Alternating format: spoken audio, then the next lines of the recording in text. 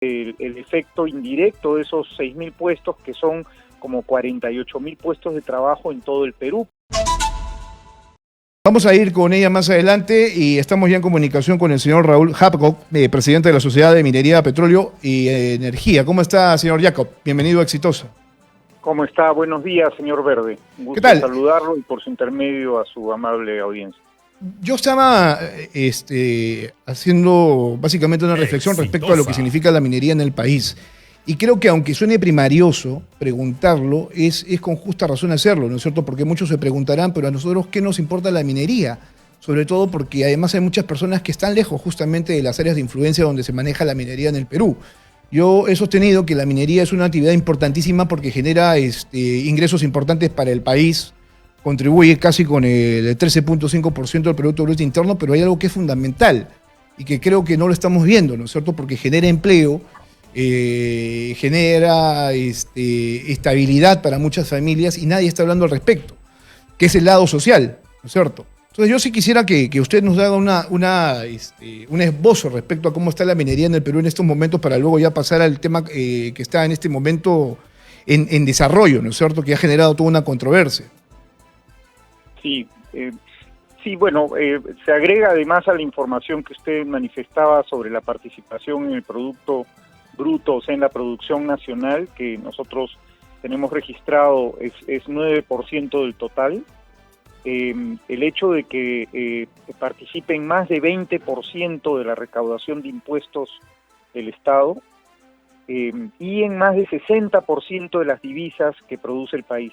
Pero un tema fundamental para las familias peruanas es que 2 millones de personas dependen laboralmente del sector minero de manera directa e indirecta, ¿no? Entonces, en realidad, lo que afecta al sector minero afecta sin duda a la economía del país, ¿no? Por estas informaciones que le he comentado, ¿no? Y en este caso, pues ciertamente nos preocupa lo que ha pasado, porque además de los empleos directamente involucrados, que son más o menos 6.000 puestos de trabajo en Ayacucho, en respecto a estas operaciones mineras, tenemos pues el efecto indirecto de esos 6.000 puestos, que son como 48.000 puestos de trabajo en todo el Perú, porque la operación minera está en Ayacucho, pero se necesita, por ejemplo, pues uniformes para los trabajadores.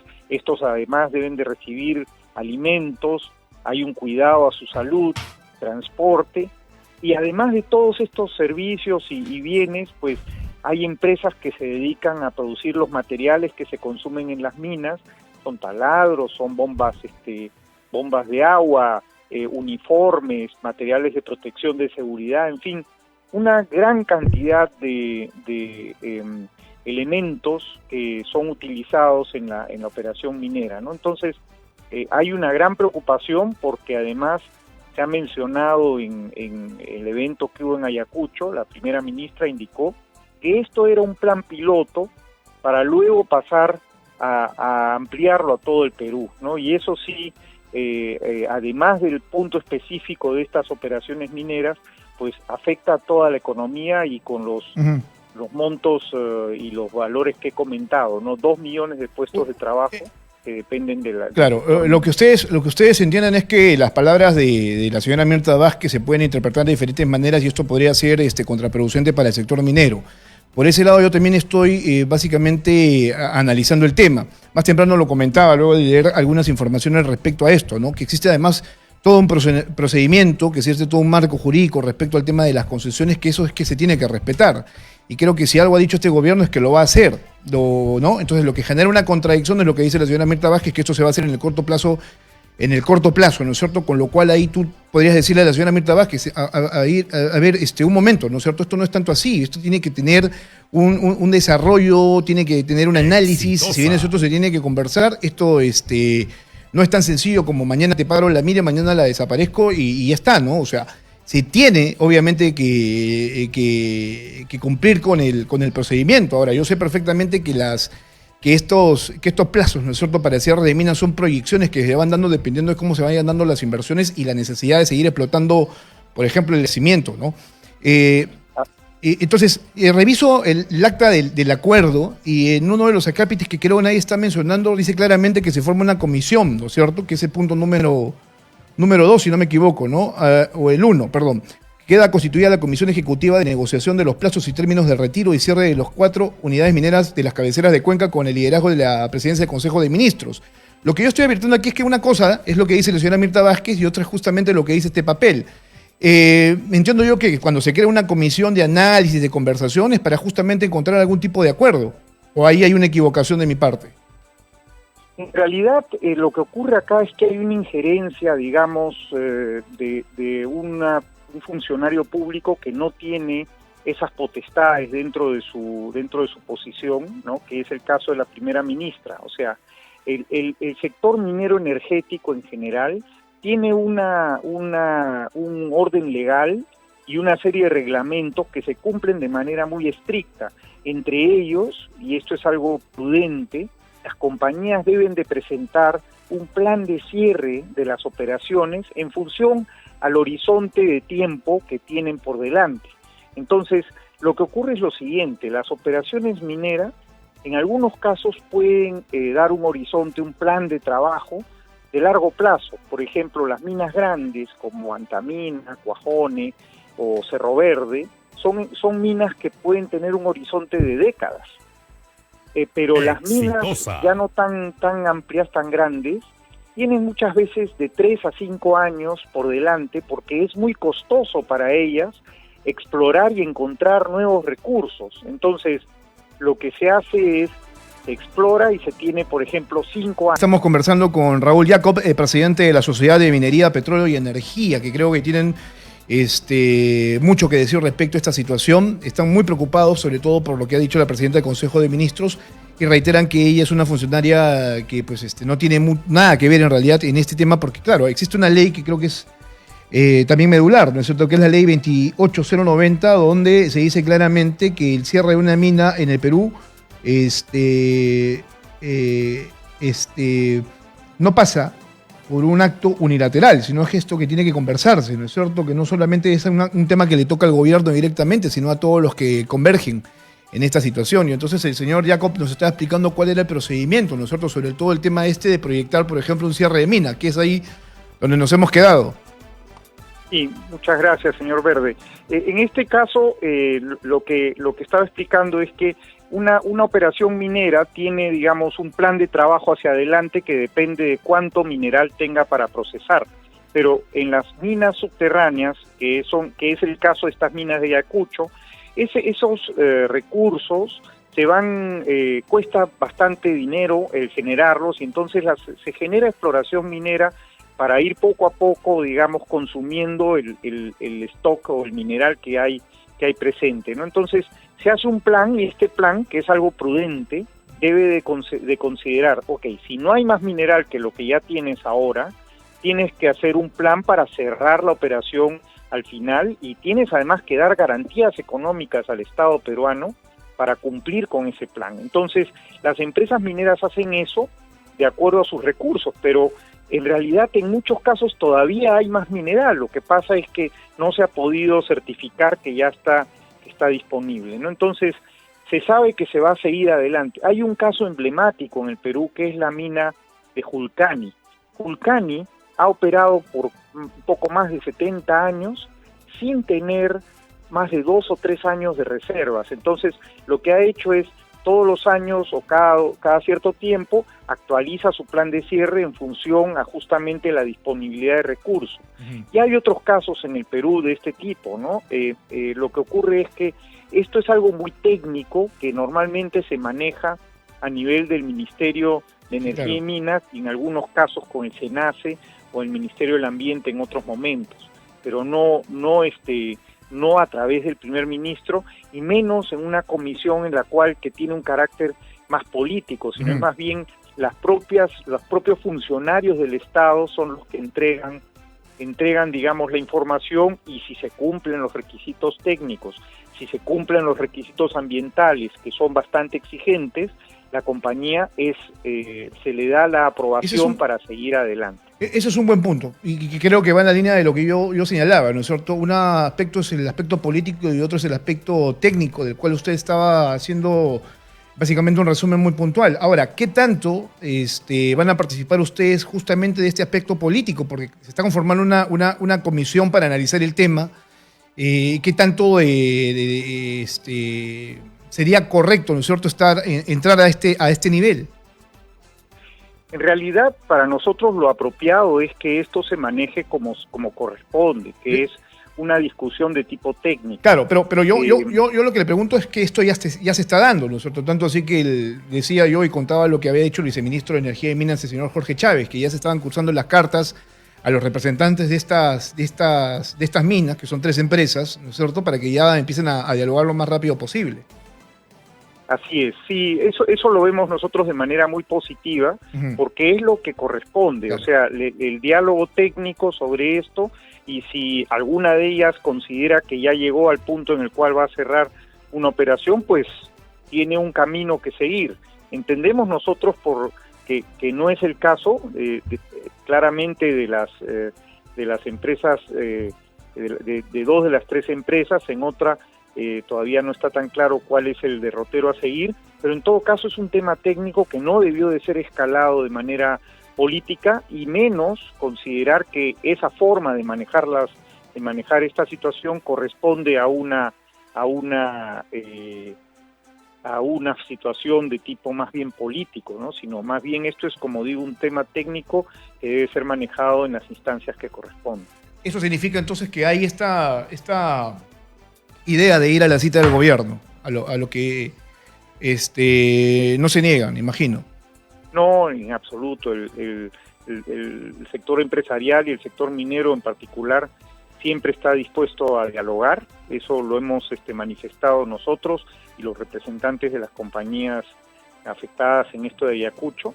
En el caso de la Sociedad Nacional de Minería, Petróleo y Energía, la preocupación nuestra ha estado específicamente en que además de afectar a estas operaciones, se dice que esto es un piloto de algo que se va a hacer a nivel nacional, y eso sí nos parece pues un error bastante serio, ¿no? ¿En qué sentido? Para hacerlo mucho más aterrizado, ustedes lo que temen es que esto pueda tomarse como un mensaje para aquellos que se oponen, por ejemplo, a otros proyectos mineros para buscar básicamente lo mismo, con lo cual se podría generar un serio problema para el sector.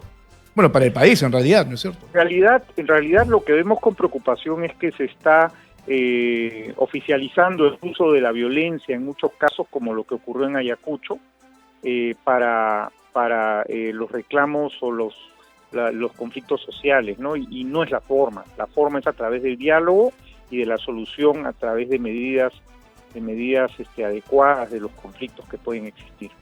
Ahora, yo estaba hablando de este aspecto que a veces no notamos, ¿no es cierto?, que es el aspecto laboral de las personas que podrían perder su trabajo, pero lo otro que no estamos viendo es la importancia, ¿no es cierto?, de la actividad minera, por ejemplo, en determinadas regiones con el tema del canon, ¿no? Si no me equivoco, creo que Ayacucho percibe algo así de como 70 millones de soles por explotación minera, ¿no? Esto también lo podrían perder y afectar directamente la economía de la región. En impuestos es más, son como 150 110, creo, ¿no? de soles al año. Sí, creo que son 110, si no me equivoco. Sí, es un monto que pasa de los 100 millones y que debe de ser invertido en la mejora de la calidad de vida de Ayacucho, ¿no? Ahora, un punto muy importante para nosotros es que vemos que el uso de estos recursos no se ha dado como, digamos, se ha generado la riqueza, las empresas han pagado los impuestos, se han pagado 40.000 millones de soles en canon minero en los últimos 10 años, y ese dinero no se ha usado adecuadamente en cerrar, digamos, en solucionar los problemas de salud, de educación, de oportunidades de trabajo, de mejora de la agricultura.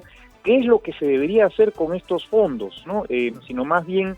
Claro, pero eso escapa obviamente de la actividad, pues eso pasa por una cuestión de gestión, ¿no? De quien asuma, por ejemplo, la dirección del gobierno regional y saber distribuir el presupuesto, ¿no? Ahora, ojo, una de las cosas que también debemos decirlo claramente es que las autoridades no saben exactamente cómo gastar el presupuesto, por eso es que tenemos un mapa, ¿no?, a nivel de regiones donde hay muy poco uso justamente de los recursos, ¿no? Un poco es lo que se gasta en realidad y mucho dinero queda ahí y no se resuelven situaciones tan dramáticas como la que usted está explicando, que son educación, salud, ¿no es cierto? Entre otras cosas más. Sí. Yo, si me permite hacer un comentario sobre eso.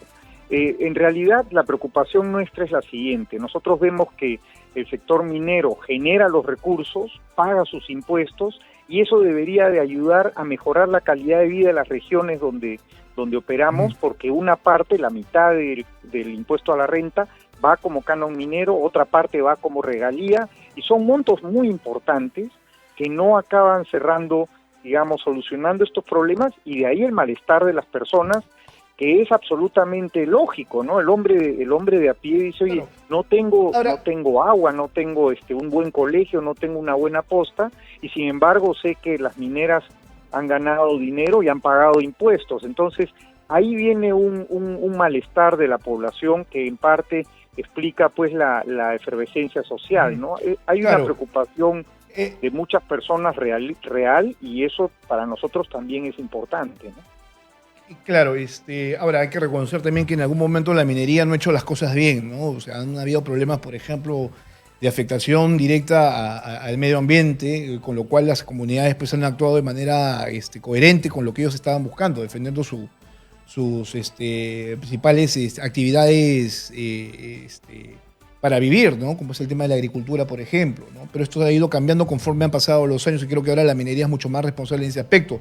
Es más, han tratado de socializar lo más que se puede, se han resuelto muchas situaciones adversas, ¿no? Tanto así que hay proyectos mineros que conviven tranquilamente con las comunidades, ¿no? Yo le diría que hasta los años 90 había, digamos, un manejo ambiental diferente al actual en la minería, en general. En los 90 se produce una reforma y se lleva adelante un instrumento, digamos, un plan de trabajo que se llamaba Programa de Adecuación y Manejo Ambiental, PAMA. Estos PAMAs, lo que hacían era llevar las actividades mineras a los estándares de primer nivel que debe de tener el país. Y eso ocurrió en los años 90. Toda la actividad minera formal, y específicamente los asociados de la Sociedad Nacional de Minería, Petróleo y Energía, cumplen al 100% con estos estándares, y por esa razón es que nosotros tenemos la seguridad y la tranquilidad de poder desarrollar nuestras actividades sin afectar ambientalmente a las comunidades que están cercanas a nuestras operaciones. Yo recuerdo perfectamente que las controversias pasaban, por ejemplo, por el uso de algunos elementos, ¿no? Para, por ejemplo, purificar los minerales, ¿no? En algún momento el mercurio y luego otros tipos de solventes que iban a parar, pues obviamente, a los ríos, ¿no es cierto?, a las lagunas, que terminaban por envenenar las tierras. Entonces, eso sí justamente generó todo un problema en la década que usted estaba mencionando, ¿no? Para luego ya pasar a otro nivel de minería. Por eso que también hay que darle a la audiencia, al público, un contexto mayor de cómo es que se desarrolla la minería aquí en nuestro país y cómo es que las cosas han cambiado también. Pero muchísimas compañías, incluso antes de esta reforma que se hizo en los años 90, ya cumplían con estándares internacionales porque de mutuo propio creían, y creo que de manera adecuada, que lo que hay que hacer es, uno mismo tiene que ponerse restricciones para tener un buen manejo ambiental, ¿no? Ahora, acá hay un tema también, si me permite un segundito, sí, claro. Hay un tema bien importante, que es que si uno mira el entorno internacional, hoy día los precios de los minerales que produce el Perú están a muy buen nivel. Entonces, en vez de estar discutiendo este tipo de cosas, deberíamos nosotros de estar unidos para hacer que el progreso del país sea manifiesto, en lo cual la minería puede tener un rol muy importante, puede ser el motor que ha sacado adelante o que saque adelante a la economía del Perú, ¿no? El Perú ha quedado... Yo lo decía al inicio, que la minería es una de las industrias más importantes en el país porque somos un país extractivo, o sea, nuestra economía se basa justamente en eso, no podemos tampoco petardearla, ¿no? O sea, hay que encontrar puntos medios, un camino de solución. Ahora, señor Jacob, porque tengo que terminar, tenemos la respuesta del presidente del Consejo de Ministros, pero falta la del presidente de la República, que hasta este momento no ha hecho absolutamente nada sobre una situación que le toca directamente a él, ¿no es cierto? Porque él finalmente es el que ha estado lanzando mensajes de estabilidad en diferentes aspectos, ¿no es cierto? y este es un punto que toca directamente a la inversión privada. Exitosa. Así es, y de ahí que ha habido una reacción que no solamente ha sido del gremio que yo represento, sino además de otros gremios que han visto Sí, lo supe. Está indicando, ¿no? El agroexportador, que también se ha manifestado, porque entienden que si eso le está pasando a ese sector, a ellos también les podría pasar con el tema de concesiones y otras cosas más que tienen en desarrollo, ¿no? El comunicado de los agroexportadores, porque mucha gente piensa que entre el agro y la minería hay una contradicción, y no hay una contradicción, se puede trabajar juntos y tener más bien ventajas de esa asociación, ¿no? Bien, señor Jacob, muchas gracias por estar en Exitosa, un fuerte abrazo, muy amable. No, muchísimas gracias por la entrevista y un saludo a su audiencia.